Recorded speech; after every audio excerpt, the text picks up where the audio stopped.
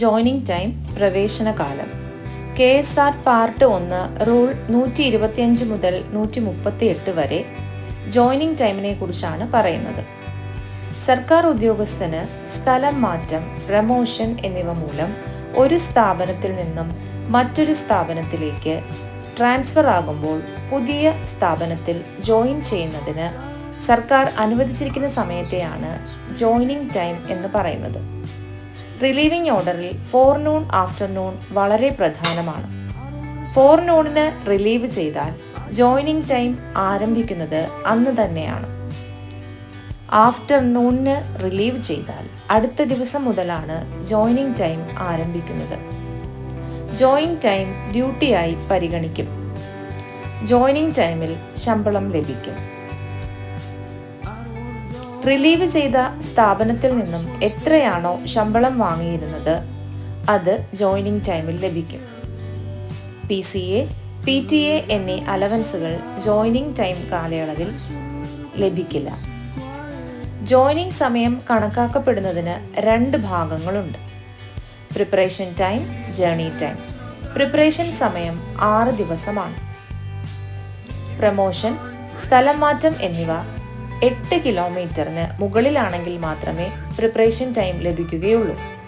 8 കിലോമീറ്ററിൽ കുറവാണെങ്കിൽ preparation time ലഭിക്കുകയില്ല. യാത്രാസമയം. നിലവിൽ ജീവനക്കാർ പോകുവാൻ സാധ്യത കൂടുതലും ട്രെയിൻ, റോഡ് മാർഗങ്ങളിലാണ്. വിമാനയാത്ര, കപ്പൽ യാത്ര എന്നീ യാത്രകളെക്കുറിച്ച് KSRൽ പറയുന്നുവെങ്കിലും സാധാരണ ഉപയോഗിക്കുന്ന യാത്രാമാർഗത്തെക്കുറിച്ചാണ് ഇവിടെ വിശദീകരിക്കുന്നത്. റെയിൽവേ യാത്രയ്ക്ക് 500 കിലോമീറ്റർ വരെ ഒരു ദിവസം, തുടർന്ന് വരുന്ന 500 കിലോമീറ്ററിനോ ഭാഗത്തിനോ ഒരു ദിവസം. മോട്ടോർ വാഹനത്തിലുള്ള റോഡ് യാത്രയ്ക്ക് 150 കിലോമീറ്ററിനോ ഭാഗത്തിനോ ഒരു ദിവസം. ജീവനക്കാരൻ സമർപ്പിക്കുന്ന അപേക്ഷയുടെ അടിസ്ഥാനത്തിൽ ലഭിക്കുന്ന സ്ഥലം മാറ്റത്തിന് ജോയിനിങ് ടൈം മാത്രമേ ലഭിക്കുകയുള്ളൂ. പ്രിപ്പറേഷൻ ടൈം ലഭിക്കുകയില്ല.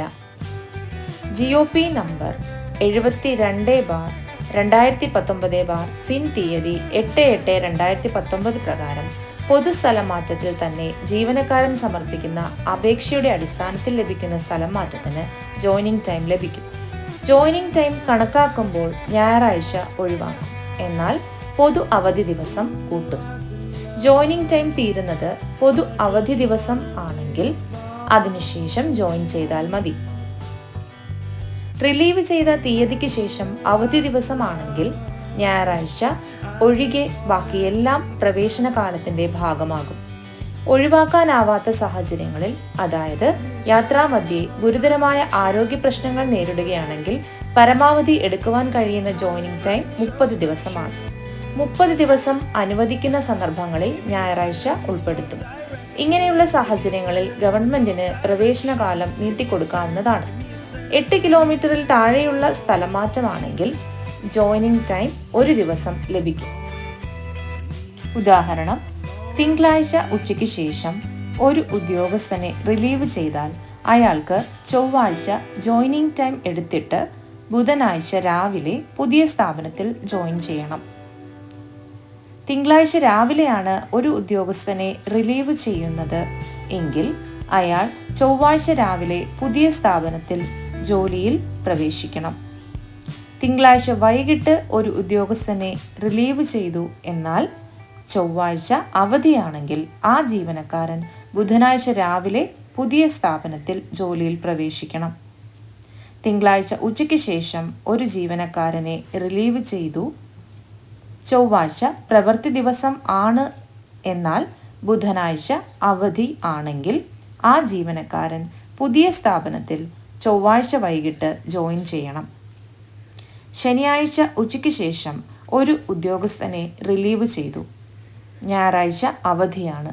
അങ്ങനെയെങ്കിൽ അയാൾ തിങ്കളാഴ്ച കാലത്ത് പുതിയ ഓഫീസിൽ ജോലിയിൽ പ്രവേശിക്കണം. ഒരു ഉദ്യോഗസ്ഥനെ തിങ്കളാഴ്ച രാവിലെ റിലീവ് ചെയ്തു, ചൊവ്വാഴ്ച അവധിയാണെങ്കിൽ ആ ജീവനക്കാരൻ പുതിയ സ്ഥാപനത്തിൽ തിങ്കളാഴ്ച ഉച്ചയ്ക്ക് ശേഷം ജോലിയിൽ പ്രവേശിക്കണം.